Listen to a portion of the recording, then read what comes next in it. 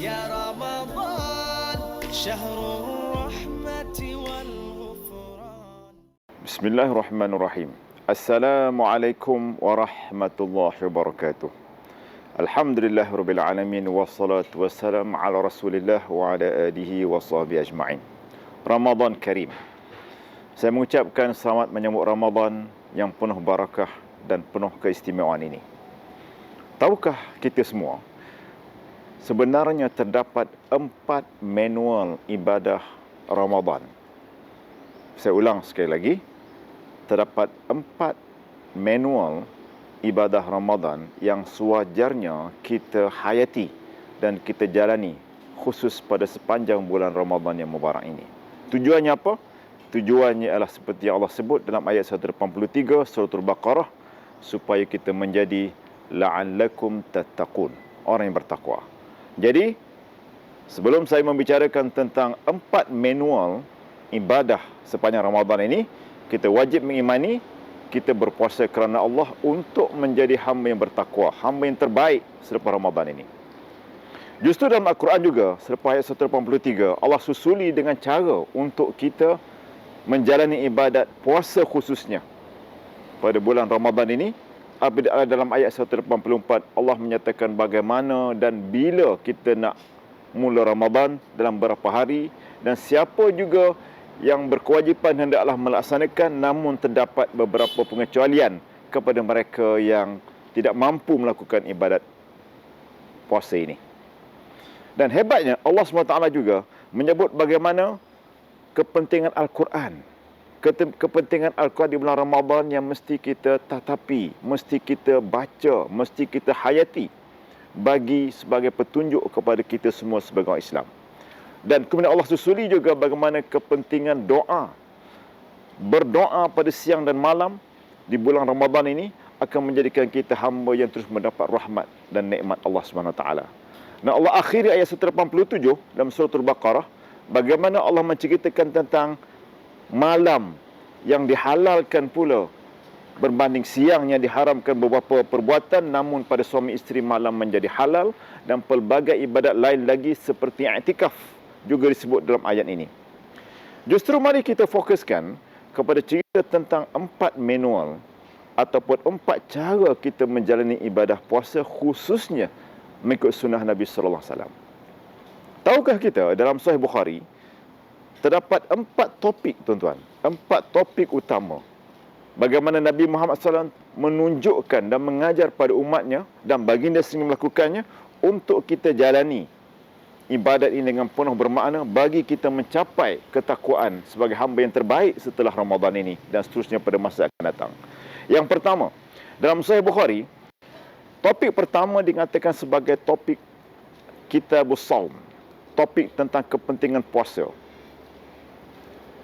Terdapat banyak bab di dalam topik ini dan dihuraikan dengan detail bagaimana kelebihan dan keutamaan berpuasa, bagaimana puasa boleh kafaratun, menghapuskan dosa-dosa kita yang lepas, bagaimana puasa ini akan menjadi perisai kepada orang Islam, dan bagaimana cara untuk kita mengekalkan kualiti puasa. Paling tidak kita mengungkapkan inni saim, aku berpuasa, aku berpuasa.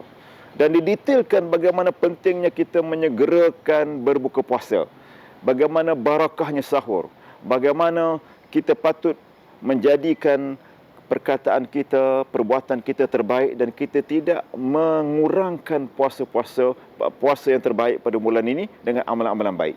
Ini yang pertama, pada siang hari. Jadi yang kedua, dalam hadis ini, dalam Sahih Bukhari ini, maka Nabi juga telah menunjukkan manual kedua yang mesti kita jaga apabila setelah kita berpuasa, setelah kita berbuka puasa, maka kita hendaklah mendirikan solat-solat wajib malam dan khususnya solat sunat tarawih. Sebab itu dihuraikan beberapa hadis yang jelas bagaimana Nabi SAW mendirikan beberapa rakaat seperti 8 rakaat dan beberapa rakaat lain lagi dalam kadar yang cukup terbaik bagi mengisi malam itu dengan ibadat, kerana malam itu adalah malam yang hebat. Dan jangan kita tinggalkan malam ini dengan penuh sia-sia. Kita cuma mungkin menggunakan masa untuk berbuka puasa sampai ke pukul 10 malam, 9 malam, duduk di bazar sampai tak ingat bila maghrib masuk, tiba-tiba nak buka saja. sedangkan maghrib solat di mana, solat isyak di mana, solat tarawih di mana, amat rugi. Kerana pada manual ketiga ini, Nabi menyebut tentang keutamaan Lailatul Qadar. Lailatul Qadar ini begitu penting kerana ada satu surah yang Allah sebut dalam surah Al-Quran bernama Suratul Qadar, yang kita namakan sebagai malam Lailatul Qadar, malam yang penuh keberkatan. Ibadat semalam itu seumpama 1000 bulan atau 83 tahun. Ditentukan qadar-qadar yang patut kita mohon pada Allah, bagi kita memperbarui ketetapan-ketetapan supaya Allah terima hajat-hajat kita ini. Maka ini satu malam yang penuh rahsia, dan Nabi menunjukkan di malam mana patut kita fokus. Seperti 10 malam terakhir, pada malam-malam yang ganjil. Ini manual kita yang ketiga. Yang keempat, maka jangan lupa tuan-tuan dan puan-puan, di belakang sini ada masjid.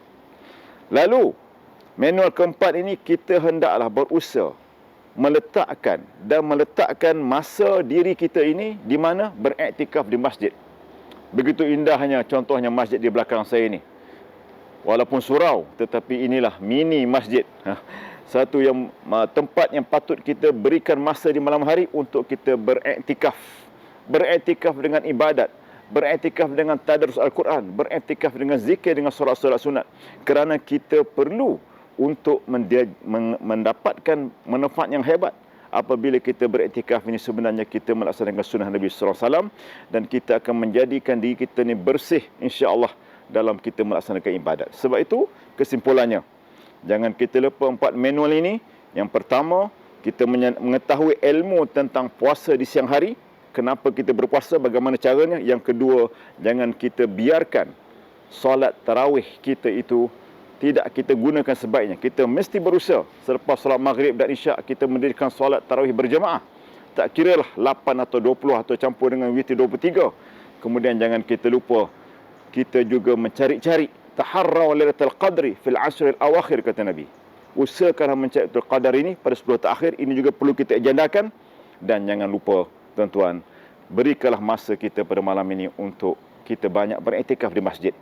Kita banyak menghadirkan diri ke masjid, sama ada dengan tadarus Al-Quran, kita sama-sama berukhuwah dengan masjid, dan akhirnya insya-Allah selama 29 hari paling tidak, maka kita akan dapat menjadi manusia yang terbaik dan akhirnya mencapai kepada tujuan berpuasa ini. Sekian, wassalamualaikum warahmatullahi wabarakatuh.